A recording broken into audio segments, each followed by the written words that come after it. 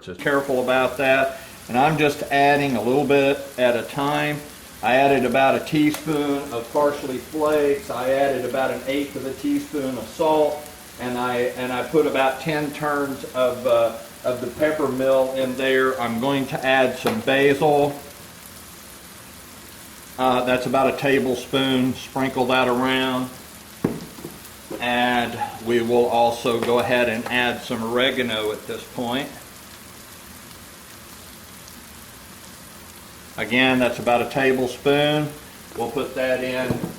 And our secret weapon, Mrs. Dash. And we'll just give it a shake around like we're salting the dish. All right, now that we've got that in there, it's time to add our red and green bell peppers. So we'll go ahead and just pour those in. Get them all out. We don't want to waste those beautiful little things. And it's amazing how much that's already changed the fragrance that's coming off of the dish with those herbs and spices. They're being incorporated into the dish just immediately. Look how beautiful that is. I mean, you could almost just get a plate and get some cornbread or something and just start eating right now. But we'll restrain ourselves. But you can see that even though that I've added all that extra volume in here, that we really have less volume in the pan than when we started. Now I think I want to add a little bit more oil, since I had more of the squashes than I originally thought I was going to. I added about 4 more tablespoons of oil in there, and I love olive oil. It's delicious. It has a nice fruity flavor to it. I hope you like it. If you don't, then use whatever oil. Use canola oil or peanut oil if you would prefer.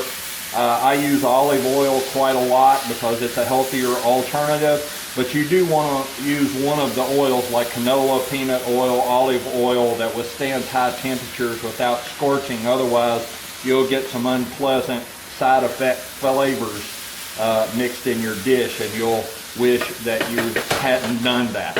But there we go, and that's what that looks like at this stage after we've mixed those ingredients in. Now we'll return the lid and let that continue to cook, and be back when we're ready to add something else.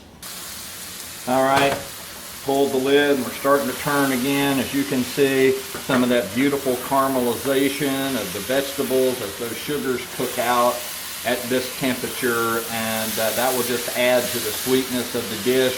I know that there's a lot of cooks that when they're making these kinds of vegetable dishes will put some sugar, sweeten the dish. But most of these vegetables, if you cook them right, there's a fair amount of sugar already in the vegetables, and if you let that caramelize right, it will sweeten your dish plenty without having to add any additional sugar. And the sugars that's in these vegetables and the form that it's in is far better for you than processed sugar is. So give that a thought before picking up the sugar bowl. As you can see, that's cooked down a good third in volume, and it will continue to lose some more moisture as it continues to cook. I'm almost ready to add some of the other ingredients, but not quite. This is getting very close, but it's not quite there yet. So stay with me. We had a little bit more volume of these vegetables to start with, and it's going to take a bit longer to cook. So hang in there. Okay, let's pull the lid up here and see what we have. Wow, that's really looking pretty delicious. Yummy.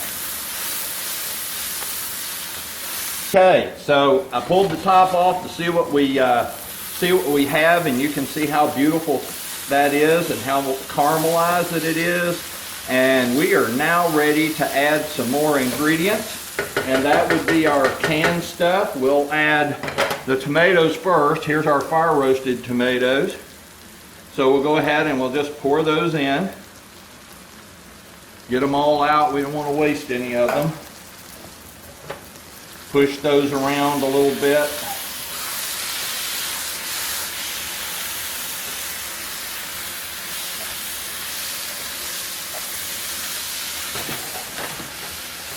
Beauty. All right.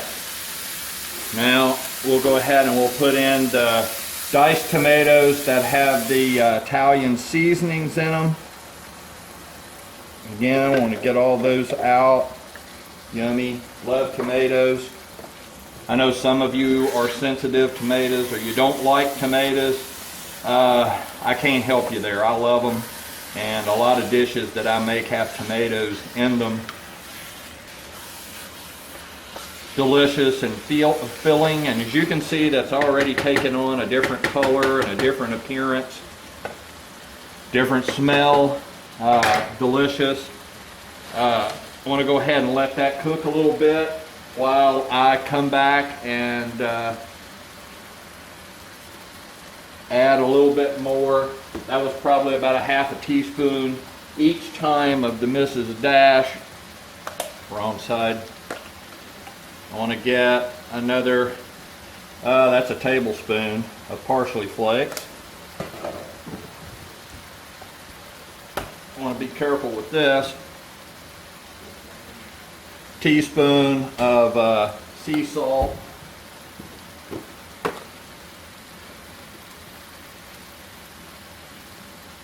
Tablespoon of oregano and tablespoon of basil. Sweet basil. Delicious. If you don't use basil in your dishes, I can tell you that it goes in a lot more dishes than just Italian dishes. It is such a delicious herb that I put it in a lot of things. Okay, as you can see, our dish is starting to look like a spaghetti sauce.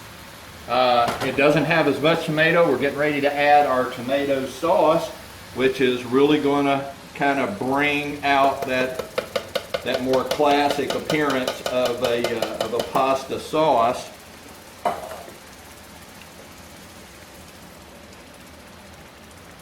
But let me tell you something. It's almost entirely unlikely that you've ever tasted anything just like this. And I've served this dish to a lot of my friends. You all are not guinea pigs. I've served this dish to my family and my friends, and they want to know why I haven't opened a restaurant. Okay, I hope that you can see that very well. That is a beautiful dish. Right now,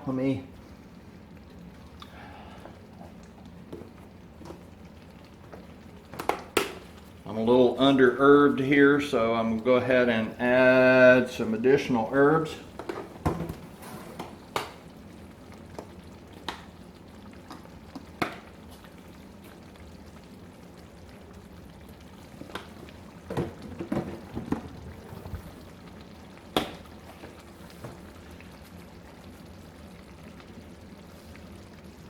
And I've been told before that I have the palate of a rhinoceros, but I have the nose of a bloodhound, so I cook a lot of things by how they smell.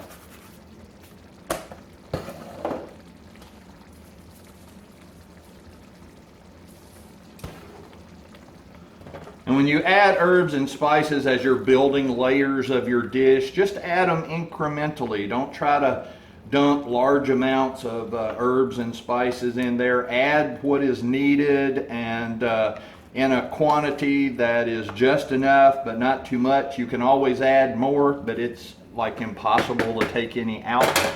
And forgot to add the pepper, so let's put in some more pepper. I like pepper, and this is a dish that if you don't like pepper, leave it out. If you like less pepper, reduce the amount. If you like more, put more. There's more variations on this dish. If you want a little Cajun twist to it, then put some Tony Chachere's in there. I love Tony Chachere's. It's a nice blend of Cajun herbs. It's got a lot of salt in it, so reduce the salt, but add the Tony Chachere's in there, and you'll get some of those beautiful Cajun spices, and you'll get that you'll get that pepper flavor that the Cajun dishes are famous for, and it really is delicious. And you could substitute the shrimp for crawfish tails, or the lobster for crawfish tails. You want to thicken it up. You can see it's pretty thick already, but if you want it even thicker, that you can put it on the stove and add some tomato paste. That we were talking about that before. That then you can throw your mushrooms in. You can throw your snow peas in. You can put your and it's still a vegetarian dish. It's still a vegetarian dish at that juncture, and it will be delicious, and you'll love it. And if you want to stay vegetarian, you're good to go. So you're ready to eat. You can make yourself some garlic bread and a salad, and you're ready to eat. But if you're like me and you'd like to have a little bit something more to go with it, then you're going to throw some shrimp in here, get fresh, and make sure you peel and devein the shrimp and wash them thoroughly so that they're nice and clean and fresh. Put those in there. In 4 or 5 minutes they're cooked, and it's so good. Such a great texture and a flavor that goes in there. If you'd rather have fish or mussels or clams or scallops or a lobster crawfish tail or a mixture, you know, you can make it more like a bouillabaisse with this kind of a marinade and just, I mean, the marinara sauce, and put just a mixture of seafood in there and just have just all these different textures, and that would be delicious. So we've turned the heat down. I forgot to tell you about that. I turned the heat down to medium because after you add all that tomatoes, every time that you open the lid of your sauce, it will splatter all over the place. Plus, you'll scorch your tomatoes if you keep cooking them at high temperature. And everything has cooked down so much that now you're wanting everything to just blend. You want those flavors to come together. All right, let me bring you up to speed on where we are. I prepared, and I've already pushed in a combined total of about 1 pound of shrimp and lobster meat. You can see the shrimp and lobster meat down in here in these chunks. I put the mushrooms in first. They've been going about 5 minutes. Of course, I had to turn the heat back up. I forgot to mention that before, but you would have caught on to that, no doubt. There just wasn't enough heat on low. The dish that had already cooked was doing fine, but I needed a little bit more heat to cook the mushrooms. You can see that they're looking beautiful. And to cook the seafood, because you want it done but not overdone. So it will tell you. You can see how it's starting to lose that kind of slick, translucent look, and the flesh is firming up. So that's how you want that to go. And I have strung the snow peas, and here's what the little zippers look like that come out of the backs. And I told you to take those out. They're just tough and hard to chew sometimes, so I take them out. It makes the dish more pleasant. And I don't really weigh the beans. I just usually go, okay, how many people am I serving? And I'll put enough snow peas in there so that each person can have 4 or 5 snow peas on their plate. If they don't want any, you can always just push them out of the way and serve the sauce without the beans on them, because I don't stir them in. I kind of leave them on top. All right, well, there we go. As you can see, we have the meal all plated up, and it's ready to be served. That's what it looks like. Nice piece of French bread. There'll be some wine in this glass, of course. Here's our non-pasta pasta dish. A little fresh Parmesan cheese on there. If you're a vegan, you certainly want to leave that off. But if you're a vegetarian, might be okay. And here's our nice French bread, crisp on the outside, tender on the inside, and it is a delicious meal, and I hope you enjoy it.